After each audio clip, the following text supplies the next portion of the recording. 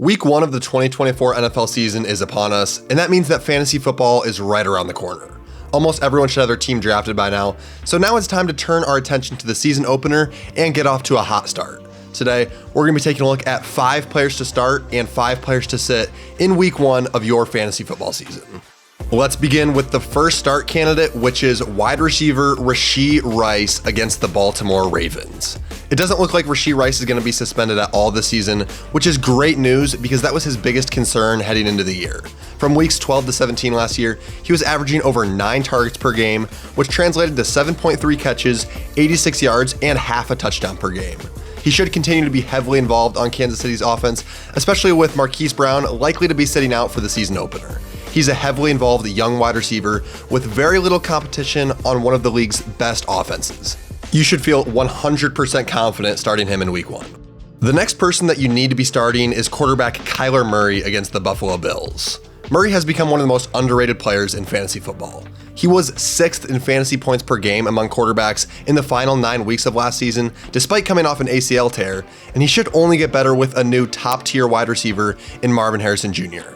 Buffalo's defense has lost a lot of juice and isn't nearly as good as it used to be, so I think that we could be in for a high-scoring affair in Week 1. At number 3, we have wide receiver T. Higgins against the New England Patriots. Higgins almost never fails to deliver when he's one of the focal points of Cincinnati's offense, and for Week 1, he might just be their top weapon. Jamar Chase is still holding out and has missed all of training camp so far, so even if he's playing, he might have to shake off some rust before he becomes a dominant force again. The Bengals are spending a lot of time preparing for their season opener, and with the Jamar Chase holdout still unresolved, it's safe to assume that they're game planning T. Higgins to be their top playmaker against the Patriots.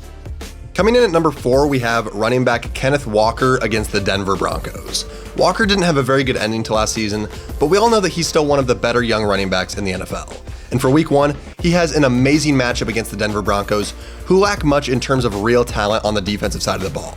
In fact, PFF ranks Denver's defensive line as the 2nd worst in the entire NFL, so it shouldn't take much for Seattle to run all over them.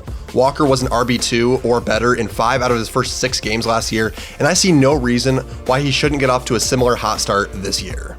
The 5th and final smash start is wide receiver Calvin Ridley against the Chicago Bears. The Titans went out and spent big money to acquire Calvin Ridley this offseason, and anybody that thinks the offense isn't going to run through him is mistaken.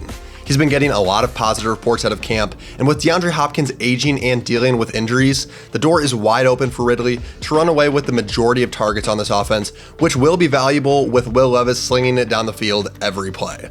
The matchup against Chicago is just okay, but his role is what makes him such a great start.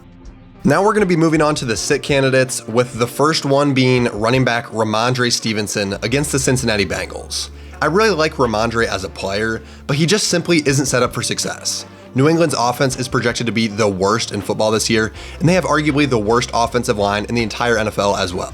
Between the murky quarterback position and a bad O-line, there isn't much in terms of opportunities for Stevenson to find the end zone, which hinders his upside significantly. I'd be looking almost anywhere else in Week 1. At number 2, we have wide receiver DeAndre Hopkins against the Chicago Bears. Like I mentioned a minute ago, I think that Calvin Ridley is the clear-cut wide receiver 1 in this offense. And even not considering that, Hopkins is currently dealing with a pretty significant knee injury, and it's not a guarantee that he'll even play in Week 1. My guess is that he does, but do we really want to start a 32-year-old wide receiver coming off of a mildly serious knee injury who isn't even the top wide receiver on his own team on a Will Levis-led offense? That's going to be a hard pass from me. The 3rd player to sit is wide receiver Mike Williams against the San Francisco 49ers. Williams is another player dealing with some serious injury concerns. A torn ACL cut his 2023 season short, and even though he's off the PUP list and has been practicing lately, I think that it's extremely unlikely that we see him at 100% health in Week 1, if he even plays at all. Beyond the injury, he'll need time to acclimate to the new offense with such limited practice time, and the Jets also have a tough matchup against the 49ers in their season opener. No reason to take a chance on starting him in what could be a low-scoring affair. Coming in at number 4 is tight end Jake Ferguson against the Cleveland Browns. Now, I don't have anything against Ferguson overall, but he's a player I'm not really wanting to start in my fantasy leagues. He's just okay as a talent, and his fantasy production ultimately hinges on whether or not he's going to find the end zone on a given week. He also has a tough matchup against the Browns defense in Week 1, who allowed the 2nd least fantasy points to tight ends last year. I'd be looking for someone with a better matchup and better floor to start in the season opener.